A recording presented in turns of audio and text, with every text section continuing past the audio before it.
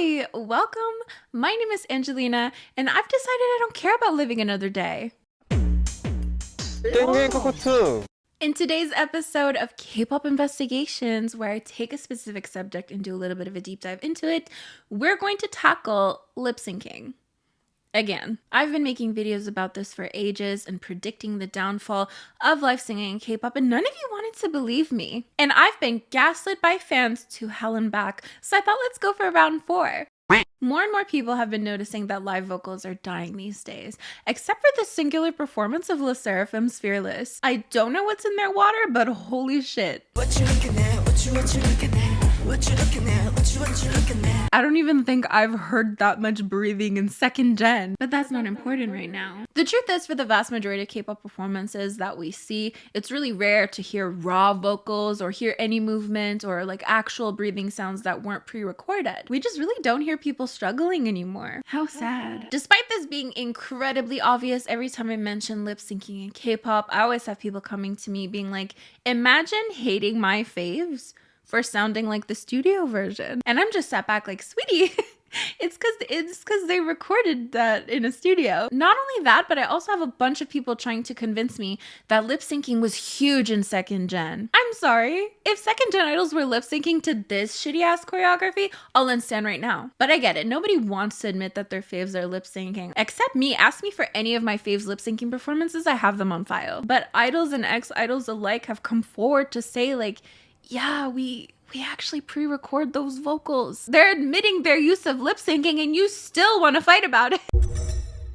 Bangtan from Stray Kids, literally after I was berated and harassed and bullied for even saying lip sync and Stray Kids in the same sentence. I didn't even accuse them of lip syncing. Can you imagine if I had?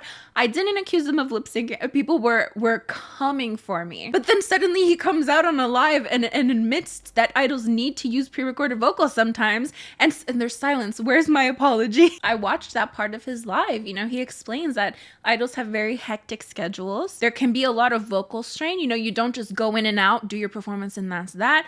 There's a lot that goes into it. So yes, they do need to sometimes use pre-recorded files. Wei from Crayon Pop, she also went in and explained it even further, that the reason it sounds live is because they're in the studio like kind of jogging in place to make them seem a little bit out of breath, but not too out of breath. Unless that is what LE SSERAFIM did and we're all just believing lie. Everything's a lie. What can we believe in this world? Nothing. Nothing is real. Now, I've been saying K-pop idols have been lip syncing for a while now, but I will remind you, it is unrealistic to have your idols gyrating, doing push-ups on stage, and not expect to hear movement in their voice. It is normal to hear differences in every single performance. It's really impossible for someone to sound the exact same elements, the exact same pop sounds, the exact same breathing sounds. My point in making this video is to really show our hypocrisy as K-pop fans, because you can't praise idols for having magically stable vocals while throwing themselves on the ground and then go around canceling another idol because they had a voice crack or they breathed wrong.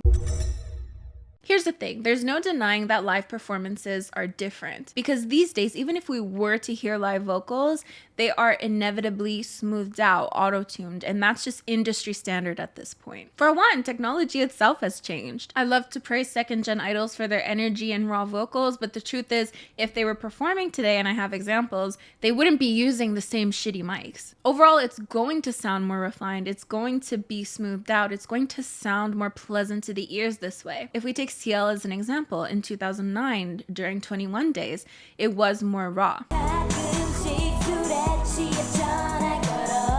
Compare this to a more recent CL performance, the technology itself makes it for a more smooth listening experience. I just gotta let you know if you're gonna let me go.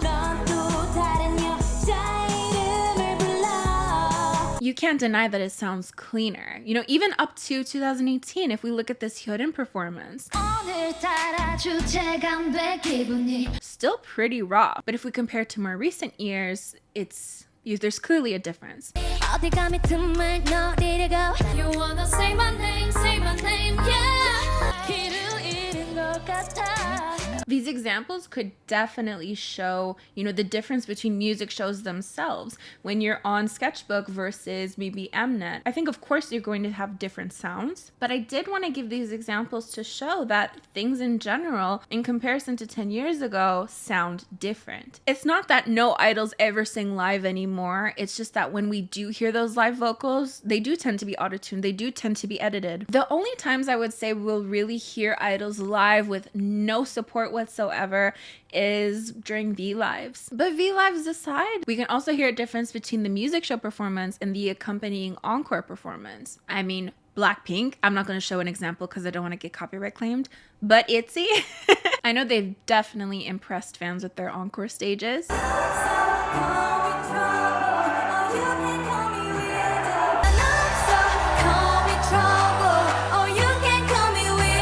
Some idols are going to sound exactly the same, and some are going to sound vastly different from what we expect them to sound like. But I did want to give this next example because if there were mistakes in music shows, if an idol happened to make a mistake, I do believe it would be entirely smoothed out. Hence why it's easier to hear those mistakes in encore stages, whereas you would very, very rarely ever hear mistakes in the regular stage. I did want to point out, however, that this isn't always the rule, because sometimes there's absolutely no support during an encore stage, and then other times there's very clearly a backup track supporting the artists. Similar comparisons can be made with the fan cam versus the music stage as well. This example of someone having a voice crack in the fan cam, but it's nowhere to be seen in the original version.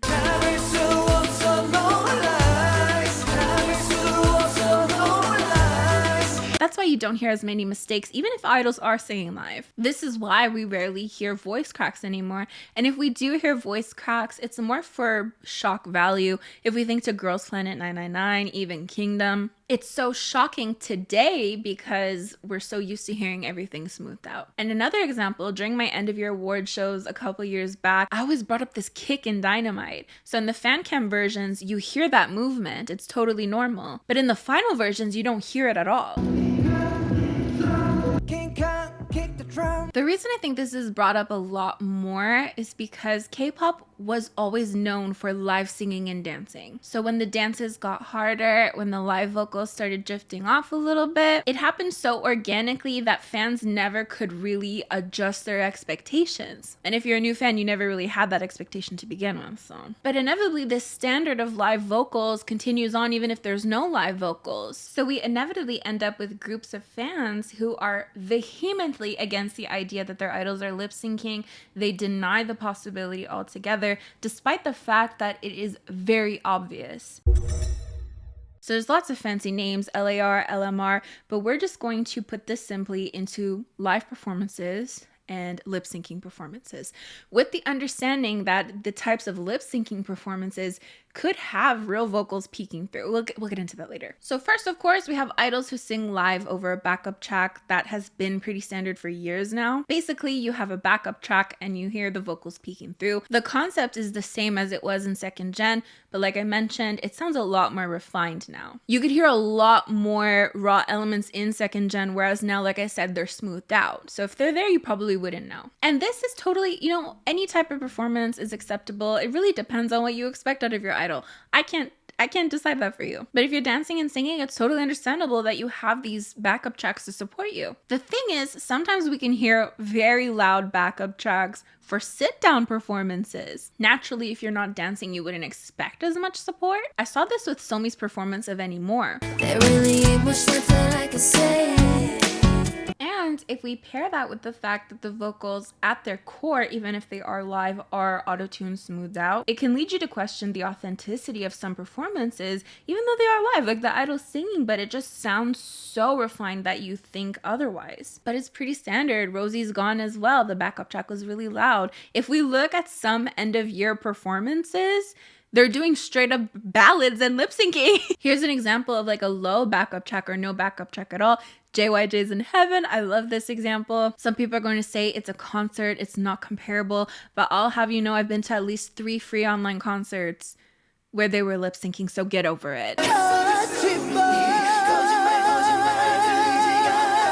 Now, of course, that last little tidbit was in reference to SM Entertainment. Every time I've joined online concerts of theirs, I've only seen lip syncing, and even their most recent in-person concert, you know, I watched maybe 4 or 5 performances and they were lip syncing. So it's one thing to lip sync on a music show, whatever, it's free to us, but if you're paying to see someone live and they're not singing live, I think that's quite disheartening. But let's get back to live performances that use a backup track. And I will reiterate, hearing movement in someone's voice is totally normal. The thing is, people do need to breathe. However, I did want to talk about some complaints for these types of performances, because we do see a lot of lip syncing performances that sound so seamless, so smooth. So the major complaint, I think, for these types of performances where you hear the backup track and the idol's real vocals is that it sounds messy, because you're hearing 2 sets of voices. They don't always mesh together quite perfectly, which some people really like. They love that distinction to be able to tell when someone is singing, which brings us to our lip syncing section.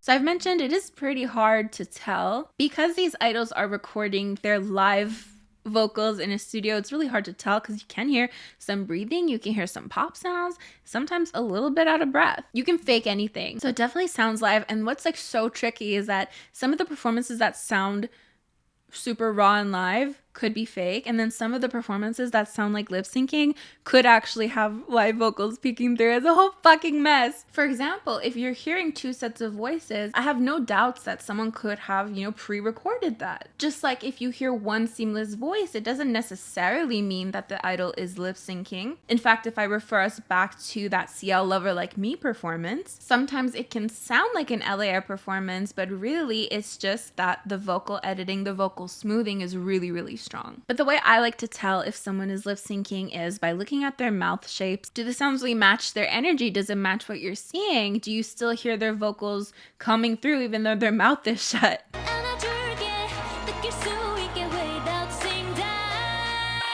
In contrast to the backup track that we usually hear, these performances tend to not have any backup track, and it's one singular, very smooth, stable voice throughout. Those are usually telltale signs, but then we also have music shows coming in and complicating things, because if you record one performance multiple times and you splice all that shit together, it's not going to match, but you might have been belting your heart out. But these types of pre-recorded performances tend to be super common with SM Entertainment. They're getting their own video where we'll basically discuss the prevalence of lip syncing amongst pretty much all of their idols, even second gen idols who are used to singing live. I mean, I can give a couple of examples now. I mean, of course, we have aespa.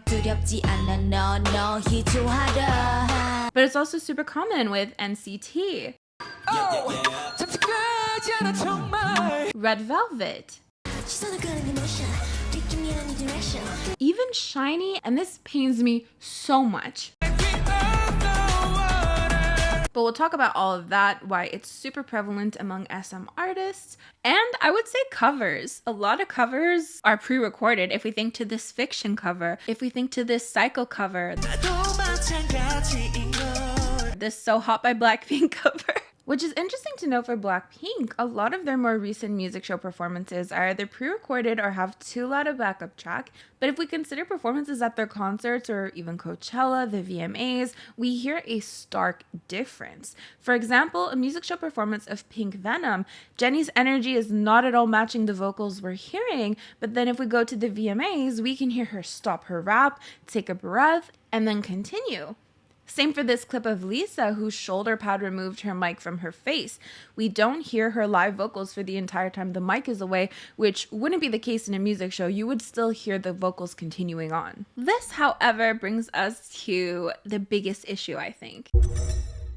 The thing is, I don't think stans actually want live vocals. We praise idols for lip syncing, but when it comes to actual live vocals, I don't think stans are ready for it. Thinking back to this The Seraphim performance again, if it was BLACKPINK, how bad do you think the backlash would be? Think about it. If we actually heard super live, super raw performances that weren't up to today's standards, today's industry standards, idols would get torn apart. We've seen this happen time again, and we see the evidence that stans really just want the status quo to be maintained. They would rather praise what they perceive as live vocals. I see posts all the time where it's like, so-and-so ate the CD, and it's just Ning Ning faking her high note again. Do we collectively remember when Twice had an encore stage for More and More?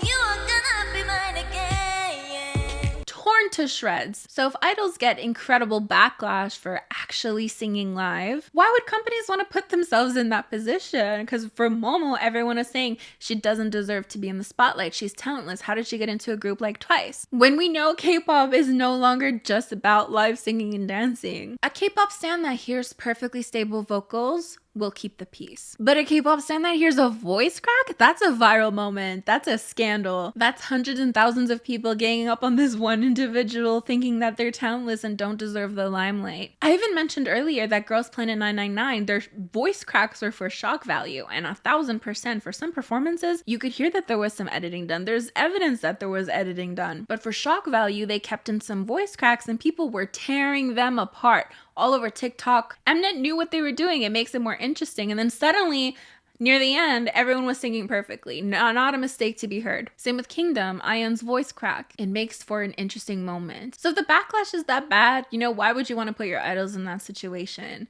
On top of vocal strain and hectic schedules. Stans can't even tell the difference anyways, so why put the effort? I always give this example, but in the past, if someone had a voice crack, it would be a funny moment, put it in a compilation, it's done. But with K-pop stan culture as it is today, it's not so lenient, especially with bigger groups. Other things that have changed in K-pop, the focus on live singing and dancing became more focused on those dance elements. Those dances have much more of an opportunity to go viral. Whereas I feel like maybe 10 years ago, vocalists would go viral. Do we all remember Ailey covering Beyonce songs, Whitney Houston, Alicia Keys? Those were the viral moments. Whereas these days, it's those dances that go viral, especially with TikTok as it is. You definitely see an increase in the way a choreography is made to be more TikTok friendly. 10, 15 years ago, there really weren't that many dance tutorials. Now, every single idol without fail will upload not only a dance practice, but you have so many people doing tutorials for those dances. That definitely wasn't a thing. I don't know if anyone remember, any old hags out there? I don't know if anyone remembers, but there was just this one person doing dance tutorials 10, 15 years ago. It was this random girl who uploaded it to a Korean forum, and then random people would just re-upload it to YouTube. Do you guys remember that girl? I really don't know her name, but also back then YouTube didn't have a 10-minute plus feature. So it'd be part 1 of Girls' Generation Genie tutorial, part 2, and then part 3 somehow got lost, so you'd be stuck with part 4. To conclude, there's a lot of reasons why an idol would lip sync, and I don't think it's inherently a bad thing. I personally prefer more raw elements, but given the state of everything, given everything I've heard, sometimes I don't even know what to believe. But yeah, that's basically it for this video. Thank you so much for watching. If you made it this far, then leave in the comments below a microphone and a CD emoji. As for me, I'm gonna get going. Don't forget to like, comment, and share this video with friends you don't have. You can also join my channel members by clicking the join button next to the subscribe button. These are the lovely individuals who help support my channel on a monthly basis. It means the world to me. Thank you so much. Bye.